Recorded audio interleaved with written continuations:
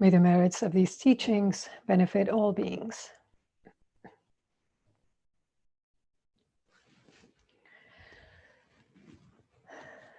Hello, everyone. It's so good to see you, to be here with you. I missed you. I missed you. It was good to have time off, but I missed you. And as always, a lot has happened in the last couple of weeks. You know, there's, of course, the vaccine rollout and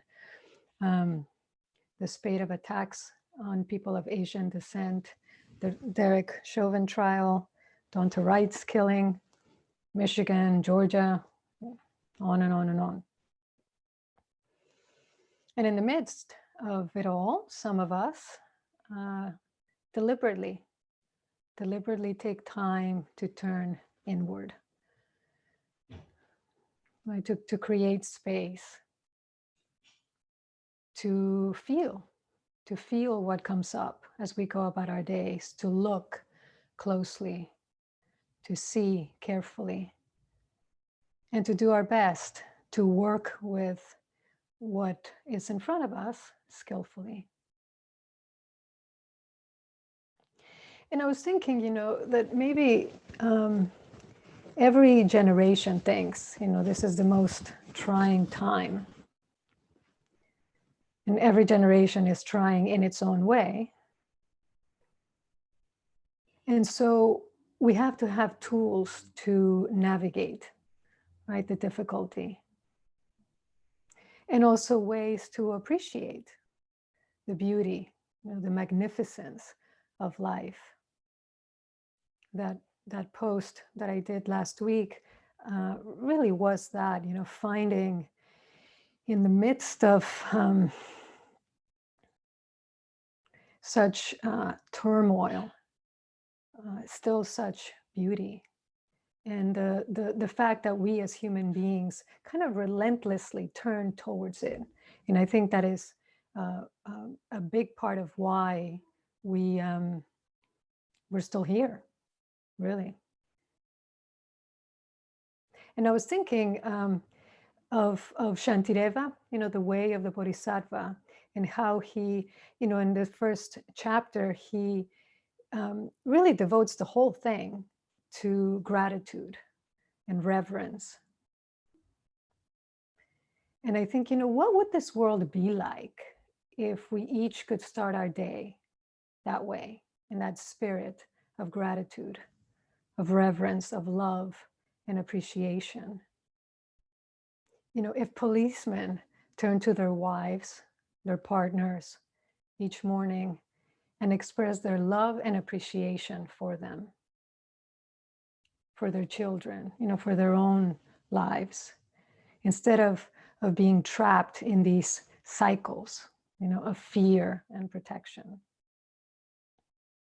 Because there's another kind of protection, and that is what we're developing together.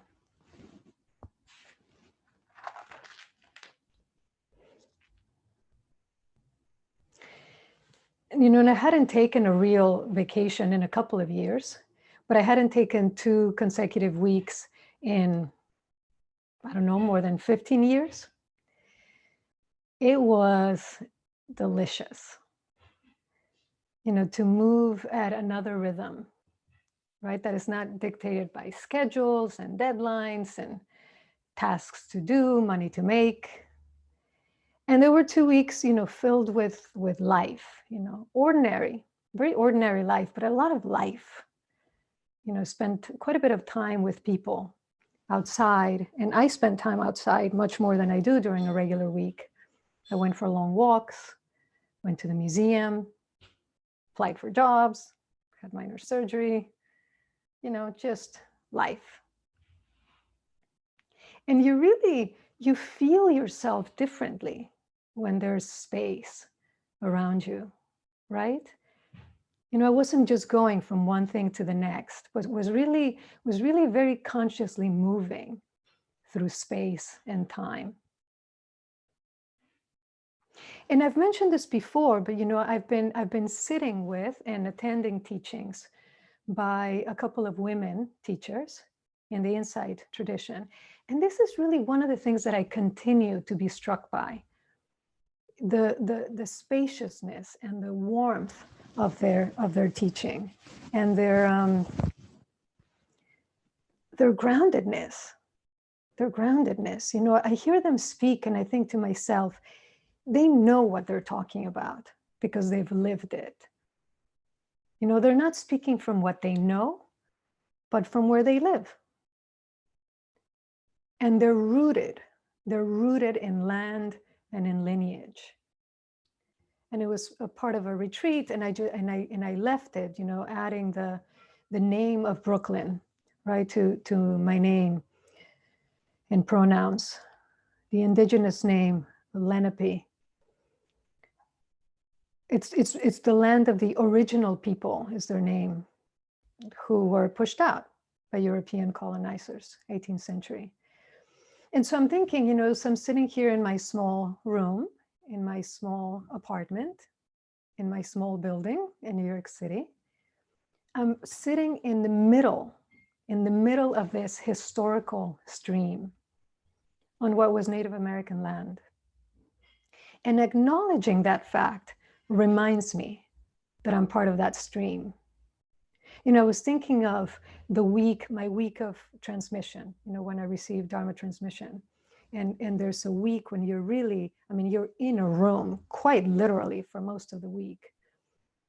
And you're just doing prostrations over and over and over again to the lineage, the men, the women who have devoted their lives, and historical and mythical, who have devoted their lives to the Dharma, to being clear and to being free. And how suffused I felt by that lineage in a way that, you know, I mean, I had felt before, but not like that. When you're doing hundreds of prostrations a day, it's in your body, it's in your cells. And one of the teachers brought up, you know, the word sati that we use for mindfulness. You can translate it as calling to mind, but she said it very nicely. She said it's to remember, to bring together these different members, these different parts, disparate parts, right? So to recognize that we're all part of this one vast body. Because, you know, in general, you know, in Western spiritual practice, although we do it in community, it tends to be still quite individual in focus, right? We go on retreat to realize ourselves so we can do some good in the world. But we're never alone. And no one ever realizes themselves alone. Not even the Buddha, who is very much a part of a lineage of seekers. And so I try to remember that, you know, that when I'm speaking the Dharma, it's just not just me speaking. And if I'm doing it half decently, you know, that I'm bringing into this room, this digital room, all of the various strands, you know, all of the various threads of the web of life, you know, this Indian lineage, Asian lineage, Chinese, Japanese, then American, male and female, neither male nor female. And I was thinking again of that, the echo, the kind of antiphon that we use in our liturgy, right? The all Buddhas throughout space and time, or space-time, as one of my friends says, given what we know. All bodhisattvas, mahasattvas, all the enlightenment beings, all of the great beings, Buddhist and non-Buddhist. Mahaprajna Paramita, the great perfection of wisdom. And so when we chant that, we're invoking all of these Buddhas. We're inviting them into the room. And it's really an invitation they don't need, right? Because they're here. They're always here. All those beings who have turned toward awakening, towards clarity and kindness and liberation. And I've been making that a more deliberate part of my own liturgy each morning, to remember, to bring together, and to acknowledge and offer reverence and gratitude for all of these many beings. And I do ask them for help and protection. And they respond. They've never yet failed to respond. It's really kind of incredible. Someone once said to me, you have a guardian angel. And I said, no, I have many. I have many guardians who guide and protect me. And they also kick me in the butt once in a while, but lovingly.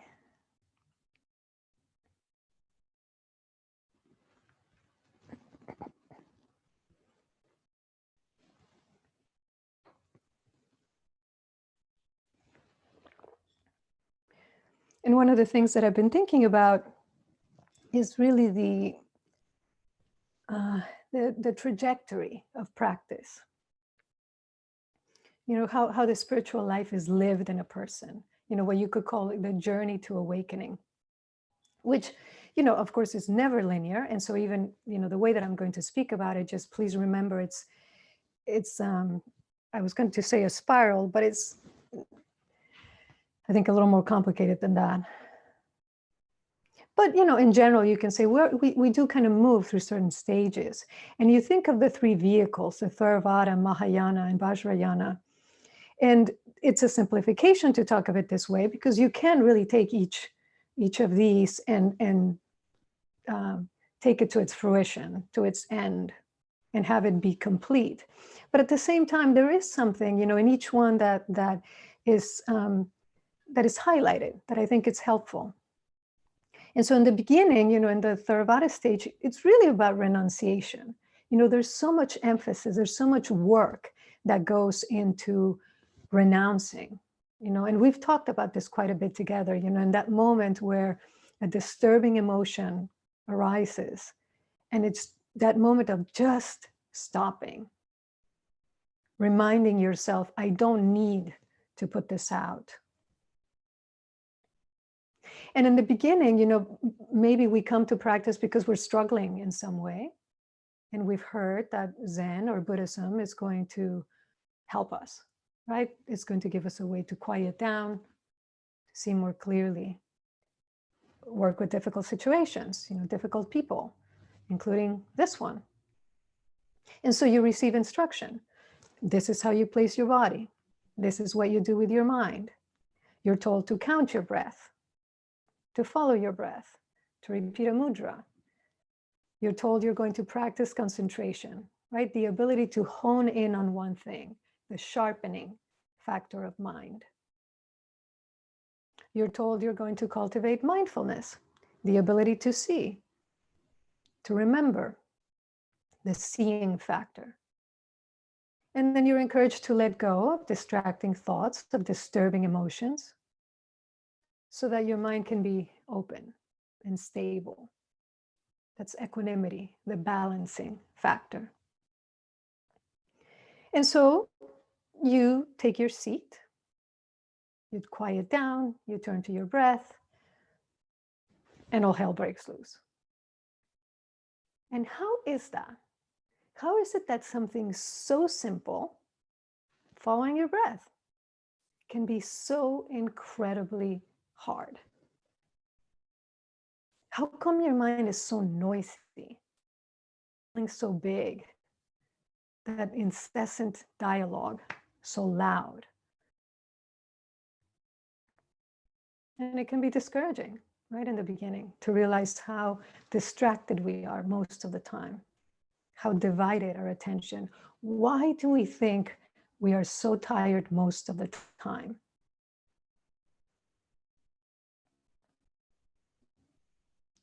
So if we want to gain clarity, we have to work hard. So there's a lot of effort, as I said in the beginning. We have to be willing to set time aside to sit, to work at seeing a thought, letting it go, coming back. But also to discern, is this a thought I need to pick up or a thought I need to put down? Right, I've said many times before, you don't want to leapfrog over something that needs to be looked at. So we have to move slowly, carefully. We have to give each thing its due. Right, so we can't just jump over anger to forgiveness, over sadness to joy. And we don't have to, because with each moment, when we do give each moment, each feeling, each thought, its time and its place, we can see, with time we begin to see, we can hold this. I can feel this, I can have this. And then we can ask ourselves, okay, now how do I work with this skillfully, right? So we don't have to push it away. So even the word renounce is tricky, because it may sound as if, we're saying, well, in a way we're saying not this, not this, not this. So I can turn to this. But I think it's really important to do that carefully, so that the not this is not a negation. It's not a suppression.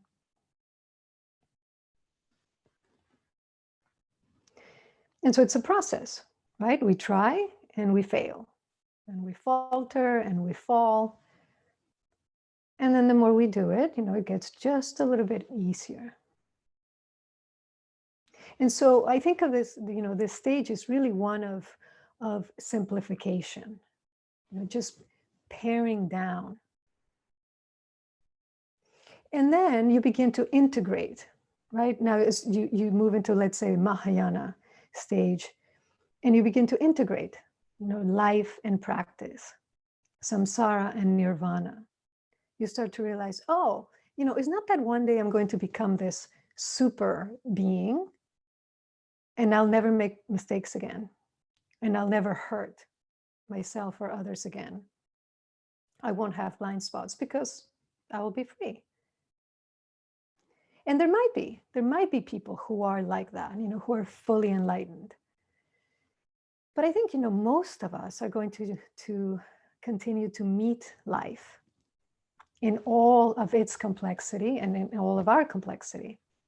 And perhaps, we'll continue to struggle. But we just have so many more tools to do that with, right? And so practice becomes a little more normal, a little more ordinary. It's not a big deal that you're sitting half an hour or an hour or 2 hours or 5 hours a day. It's not a big deal that you're working with koans, or you're studying the precepts, or you're reading the sutras. It's not a big deal that you wear a raksu, because it's just, you realize, well, this is just a reminder. I said, okay, I want to live my life in this way. Am I doing it? Yes. How? How am I doing it? No. Why not? What is in the way? And what do I need to do to clear the path? So, you see this, it's very ordinary. It's very practical. And it's not very glamorous, actually. A lot of the time, it's not very glamorous. Some of you have heard this story before, but I love this story. My father told it to me. He's in Mexico, and he's with his partner at the time, because they weren't married, waiting for a friend. They're going to go to a wedding together. And they're sitting at a restaurant, and actually my dad's partner is with her friend, and so there's 2 women and my father. And the 2 women, they're just talking, 2 Mexican women, having a good time. My father is very quiet, so he's just, being there. And he's facing the ocean. They're sitting outside at a restaurant, and they're facing the ocean. And so my father is looking out at the ocean and just really enjoying, being there. And he sails. He has sailed, just small sailboats his whole life. And so he notices a sail in the distance. And so he starts following it, and he's watching it. And as it gets just a little bit closer, he can start to distinguish the colors and kind of the size, and he realizes it's a windsurfer. And as they get a little bit closer, he sees they're very skilled. They really know how to navigate with the currents. And so now he's really paying attention to them. A few more minutes pass, the figure gets a little bit closer, and he realizes, oh, it's actually a woman who's surfing. So, he keeps watching. They get a little bit closer, and he realizes not only is it a woman, she's wearing an evening dress. She gets a little bit closer. She's wearing high heels. She is all made up. She's completely, decked out for, she's wearing like evening wear, evening dress. And my dad is now, watching, quite interested in what is happening. She comes close. She comes on the beach without even, just like sails onto the sand, steps off on her high heels, and starts walking up the beach. Turns out it's the friend they were waiting for. She's going to go to the wedding with them. And my dad says, at the end, and she was also a pretty good dancer. And when he told me that story, I had this image of the woman in my mind. And to me, it was perfect. I love James Bond movies. Chauvinism aside, I love James Bond movies. And I thought, okay, here's a female James Bond. That's who I wanted to be, my whole life. I'm just going to, and when I got to the Dharma, it didn't really change that much. I'm just going to cut off my delusions at the root. I'm going to save all beings and not a hair out of place as I do all of that. It's not like that. I'm sorry to tell you, it's not like that. So you begin to see in this stage is just this, right? What encapsulates Zen, and I've said before, what encapsulates 2,500 years of history, of teaching in Buddhism, just this. Very plain, very simple. But not because you're making it so at this point, but because you see, oh, that's really how it is. And there's still effort, but there's a lot less than in the beginning, because practice and life are becoming more integrated. And so there is still practice. There is formal practice. Sometimes people say, I'm mindful throughout the day, and that's great, but it's not the same as really setting time aside, dedicated time, a cathedral in time, a temple in time, to cultivate that concentration and mindfulness and equanimity, and to look at your body, at your feelings, your thoughts, your mind, to make space for yourself and others in your mind. I wrote an article in the Four Immeasurables a couple of years ago, and that quote by Louis Massignon, to make place for others in your mind. And he called this the science of compassion. That you're not just putting yourself in another's shoes, but that you're really bringing them into your mind, your being. Right? So if in the beginning, practice is quite self-focused, as it needs to be, now you're beginning to be able to raise your head and realize, oh, there's a whole world out there. So maybe I'm doing a little bit better. Maybe I'm not suffering as much as I was in the beginning, but other people are. What can I do about this? And, this making space is both actually making space and then, more metaphysical, if you will. And I was doing that. I was doing that quite deliberately these past couple of weeks. I was sitting every morning and most evenings, but I was also just doing a lot of laying around and sitting on the couch, just reflecting, not in any directed way, but just looking at myself, looking at my life. pondering. And I have to admit, I've never done that much. I never felt I had the time. Or I never thought that was a good way to spend the time that I did have, right? Because there was always so much to do, so much to accomplish. But here, I was trying to break up that constraint and to look at the whole picture in a we say when we're sitting, it's a soft gaze, right? In a relaxed way. So there's not this trying to analyze, to penetrate something, but to really just hold something in that space. So this stage, I feel, is a little more like deconstructing, is seeing what the just this is. And you don't need, 2 weeks to do this, like 5 minutes here, 10 minutes there, where you're just looking.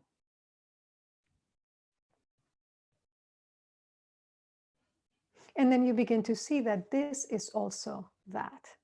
So you enter the stage where you're really transmuting energy, the Vajrayana stage of practice. So when you really do transform anger into compassion, ignorance into wisdom, greed into generosity, right? Without leapfrogging, without avoiding, because you see, you don't have to. As I said before, you don't have to avoid. And here you no longer have to renounce anger. You can see into it directly. You're free, not from it, but you're free within it. And so this is a stage of indestructible liberation.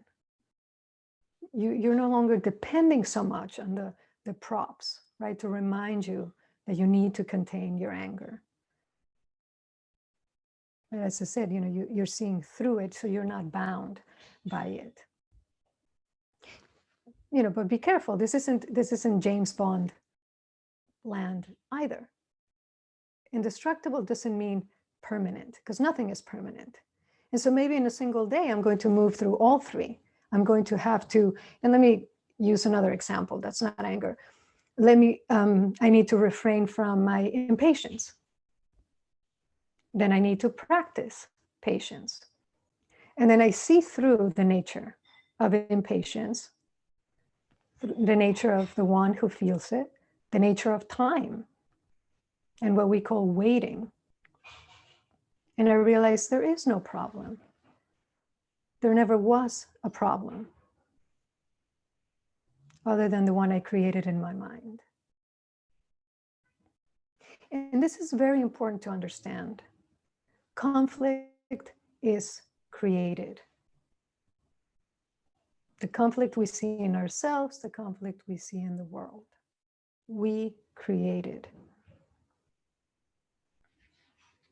And I've said this many times before, but I don't think you can say it enough. Life doesn't have to be this hard, this painful, this contentious. I mean, that is Buddhism in a nutshell, the unmaking of our pain. And really, the beauty, I feel, of the teaching is that all of the sutras, all of the commentaries, all of the chants, all the meditation techniques, all of the liturgy, they are profound and utterly practical. Because they are telling you what to do, how to work with your neighbor dumping snow on your yard, when your mother is sick and you're struggling to juggle, you're juggling, her care in your life. When your job is draining you and you don't know, do I stay or is it time to leave? And of course, the sutras, the teachings don't tell you directly, but they're showing you, they're guiding us how to listen to ourselves, to our own wisdom, which is always present, always clear. But we have to be quiet enough so we can hear it. And so these teachings are really showing you how to learn from the best teacher you'll ever have. which is you, nobody else.